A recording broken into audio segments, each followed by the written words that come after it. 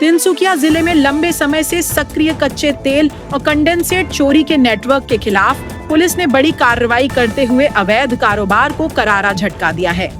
जिले के कई इलाकों में ऑयल इंडिया लिमिटेड के कच्चे तेल और कंडेंसेट की चोरी कर समानांतर अवैध बाजार चलाए जाने की शिकायतों के बीच यह कार्रवाई महत्वपूर्ण मानी जा रही है। गेलापुखरी आउटपोस्ट और बारेकुरी थाना की संयुक्त टीम ने गुप्त सूचना के आधार पर छापेमारी की। इस दौरान मटापुंग गांव निवासी धनजीत चेतिया को गिरफ्तार किया गया। पुलिस ने उसके कब्जे से 50 ड्रमों में भरा लगभग 1450 लीटर चोरी का कंडेंसेट, कई खाली ड्रम तथा चोरी में इस्तेमाल होने वाले उपकरण और अन्य आपत्तिजनक सामग्री बरामद की। छापेमारी के दौरान एक अन्य कथित आरोपी बरगाम निवासी जंतु सावरक पुलिस को देखकर भागने लगा।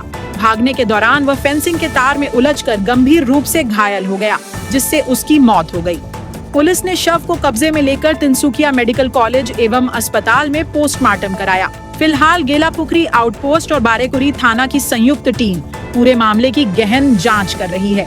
पुलिस यह पता लगाने में जुटी है कि इस अवैध कारोबार में और कौन-कौन लोग शामिल हैं तथा इस नेटवर्क की जड़ें कहां तक फैली हुई हैं।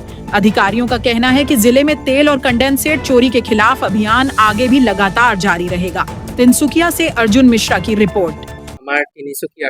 বাৰেকুৰি গেলাপুখুৰী অঞ্চলৰ বিভিন্ন জেগাত কনডেনছেট অইল আৰু আমাৰ ক্ৰুড অইল চুৰিৰ ঘটনা আমি বিভিন্ন ধৰণৰ কমপ্লেইন আমি লাভ কৰোঁ। সেই কমপ্লেইনৰ ভিত্তিত আৰম্ভ কৰি আমি আমাৰ যে প্ৰাথমিক তদন্ত আৰম্ভ কৰিছিলোঁ। তদন্তৰ সময়ত আমি দেখিবলৈ পাইছিলোঁ যে বহু লোক এটা অৰ্গেনাইজ গেং ইয়াতে জড়িত হৈ আছে। আজি 13 তাৰিখে মাজনিশা এটা আমি খবৰ এটা পাওঁ যে আমতলি গেলাপুখুৰী আউটপোষ্টৰ আণ্ডাৰত থকা এটা আমতলি বুলি এটা জেগা আছে। সেই জেগাটোত এটা বিশেষ এটা চক্ৰই কনডেনছেট অইল তেওঁলোকে নিষ্কাশন কৰি আছে।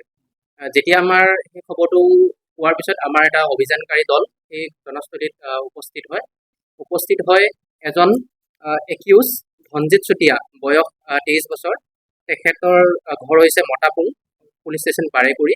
তেখেতক কৰায়ত্ব কৰিবলৈ সক্ষম হয়, কিন্তু আন্ধাৰৰ সুযোগ লৈ আন 3জন অভিযুক্ত পলাবলৈ সক্ষম হয়। 3জনৰ ভিতৰত এজন জান্তু চাউৰক বুলি আমি জানিবলৈ পাইছিলোঁ। তেওঁ বাৰেকুৰিৰ নিবাসী আছিলে।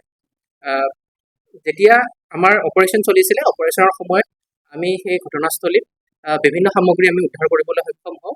তাৰে ভিতৰত 1500 লিটাৰ কনডেনছেট অইল আমি তাতে বিভিন্ন প্লাষ্টিক কণ্টেইনাৰত উদ্ধাৰ কৰিবলৈ সক্ষম হওঁ।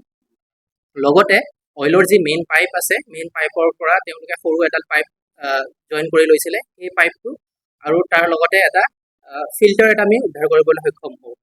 পৰৱৰ্তী পৰ্যায়ত আমি সেই গোটেই সামগ্ৰী আমাৰ আইনী প্ৰক্ৰিয়াৰ মাজেৰে আৰু ই-সাক্ষ্য আমাৰ যি এপ আছে, এপৰ থ্ৰুৰে আমি জব্দ কৰোঁ।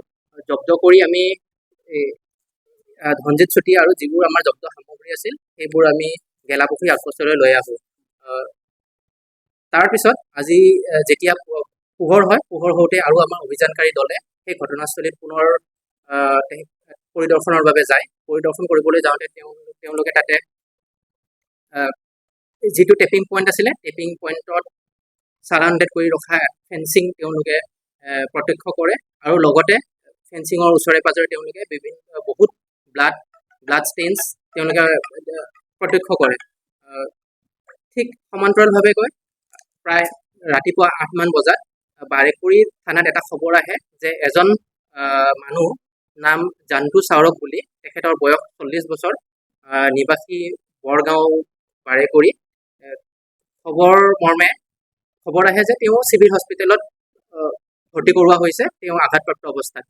যেতিয়া আমাৰ পুলিচৰ দল চিভিল হস্পিটেলত গৈ পায় আৰু তেতিয়া জানিবলৈ পায় যে তেওঁ অলৰেডি ব্ৰড ডেথ হয় আৰু চিভিল হস্পিটেলৰ ফালৰ পৰা তেওঁক TMCH মানে আমাৰ তিনচুকীয়া মেডিকেল কলেজত ৰেফাৰ কৰে। তিনচুকীয়া মেডিকেল কলেজত পোষ্টমৰ্টমৰ কাৰণে একচুৱেলি ৰেফাৰ কৰে।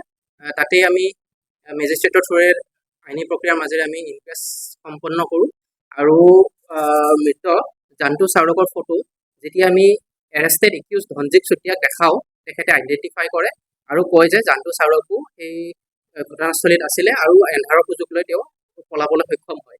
হয়, মই জনাবলৈ সুখী হৈছোঁ যে অকল আমি তিনিচুকীয়াতে সীমাবদ্ধ ৰখা নাই ইনভেষ্টিগেশ্যনটো। আমি গুৱাহাটী ক্ৰছ কৰি নগাঁও বৰপেটালৈ গৈ মানুহ ধৰিছোঁ। আমাৰ অভিযান চলি আছে আৰু এই ক্ষেত্ৰত অইল ইণ্ডিয়াও আমাক বহুতখিনি সহায় কৰিছে। তেওঁলোকৰ নিজৰ ড্ৰোন আছে, ৰাতি হ'লেও এন্ধাৰতো তেওঁলোকে সেই ড্ৰোন উলিয়াই তেনেকুৱা ছাছপিচিয়াছ এক্টিভিটি হৈ আছে নেকি তেনেকুৱা বিভিন্ন ধৰণৰ তেওঁলোকে অপাৰেশ্যনছ কৰি আছে আৰু তেওঁলোকে আমাক সহযোগ কৰি আছে।